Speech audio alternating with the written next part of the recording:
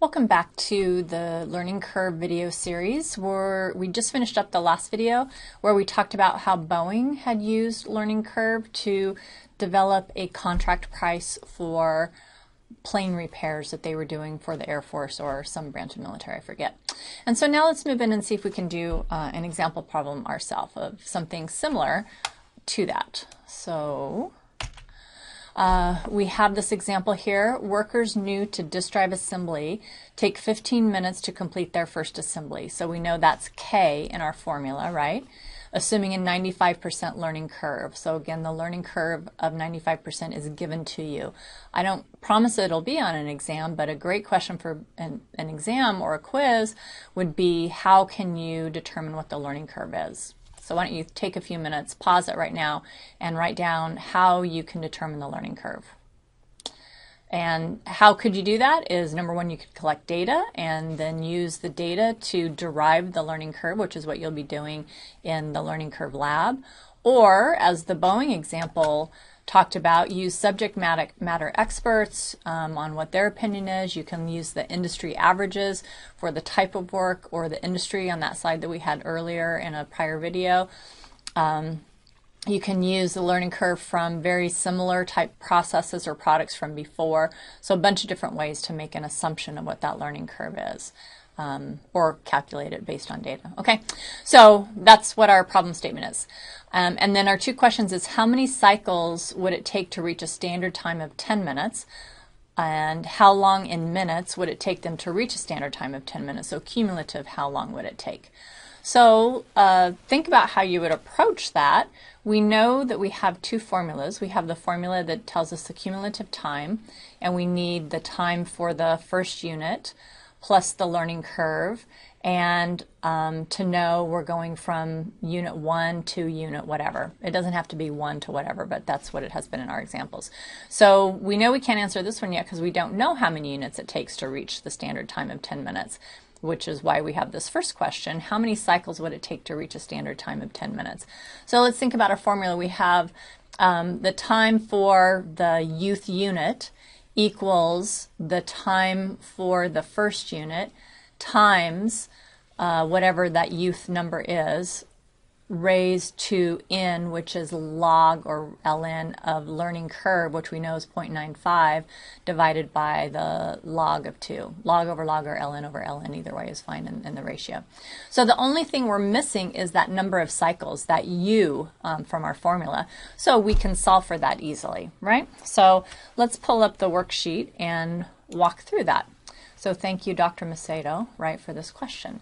Here the question is listed again here, and this is posted on Polylearn for you as well. So we know the learning curve, again, I don't like the LR, I like learning curve, is 95%, that n equals the log of the learning curve divided by the log of 2. So log of 0.95 divided by log of 2 is negative 0.074. And again, you should verify all these calculations to be sure that, number one, they're correct on this solution key, and number two, that you know how to do it. You can get to the same number, okay? We know that K equals 15 minutes. Because that's the time for the first unit. We know that n now, we just calculated it up here, is 0.074. And so we have our z to the u. He has a little bit different nomenclature, but z sub u equals, so the time for the 10th unit is what we're looking for here, equals the time for the first unit times 10 to the n, which in this case we've figured out is 0.074, negative 0.074. So the time for the 10th unit equals 15 times whatever the 10th unit is, whatever that number is, raised to the negative 0.074. So we know that we know what this time is. So we know that the standard time is 10 minutes. So we know that the time for the youth unit, and in this case x, but the time for the youth unit is 10 minutes. So 10 is the time that we know for the youth unit equals the time for the first unit times the number of units it's going to take to get to that 10, raised to the log of learning curve over log of 2, which we calculated earlier as negative 0.074. So you can go through the information here and solve for x. So e to the ln, it's important to use ln here as required, 10 over 15 divided by negative 0.074. And if you have trouble going from this formulation to how x gets there, then talk to your group members and talk to me about it, and we can work through to figure that out for you. But we've set it up to solve for x. So we solve for x, and we see it's 239.7 cycles. So do you think you should round up or round down? Don't look at that right there. Of course you should round up, right? Because we're not going to reach 10 minutes at 239 cycles. We need 239.7. So in order to reach that 10 minutes, we have to round up to 240 to be sure that we get it. Okay?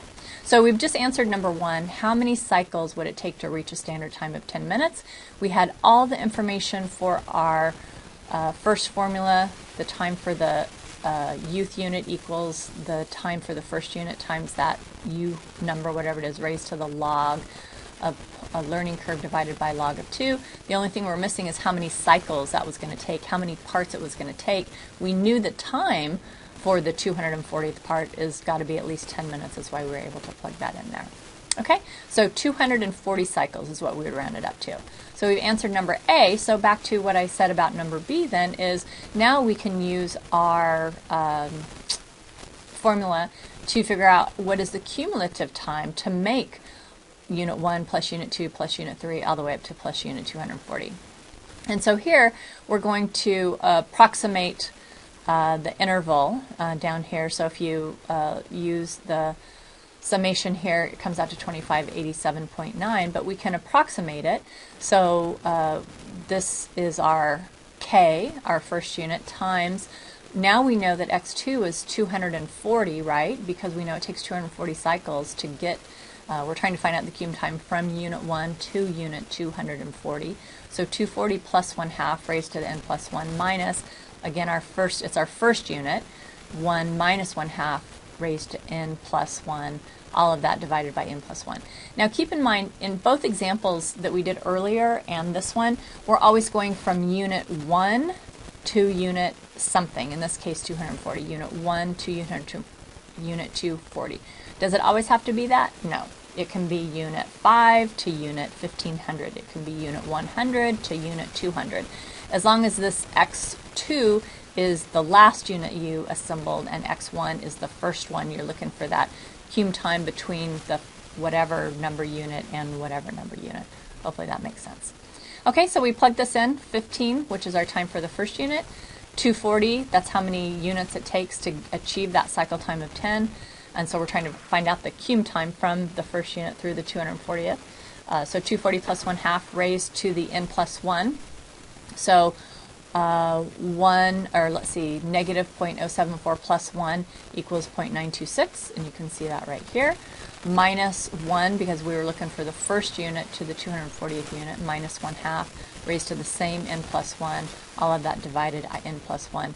So it approximates to 2,588 minutes. So pretty darn close, right? Just some minor rounding errors there is a cum time to reach the standard.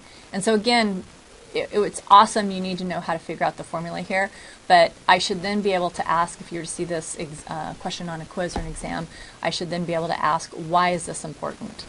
What would you do with this information? So why is it important? Well, because if we want to know when we're going to reach, let's say our pricing, back to the Boeing example, let's say our pricing is based on that standard time of 10, well, we need to know how long it's going to take to get there, and so you know that we're going to be losing money up until that point, and then hopefully get a little better than 10, right? So we make it up beyond that. Additionally, we need to be able to probably commit to the customer. They're probably going to want to know, well, when are we going to get you know, the first 100 units or the first 200 units or what have you? And so now we'll be able to staff and have material, etc., so that we can give an appropriate commitment that'll be 2 weeks, 3 weeks. I didn't go through the time, but hopefully you know what I mean, right? To know when to make the customer commitment of when we'll have X number of units for them. Okay, so that concludes the first example, and then we'll have one more video of a slightly different example application. Hopefully you see the similarities. That would be another great question to have in class or on a quiz or on an exam, or what are the similarities between the bowing example and this example here? Similarities and difference, compare and contrast. That to show your understanding of how the learning curve is applied. So we've had the bowing example. We've had this example and talked about why it's important to be able to know these things, and then we're going to do one last application example. All right, thank you.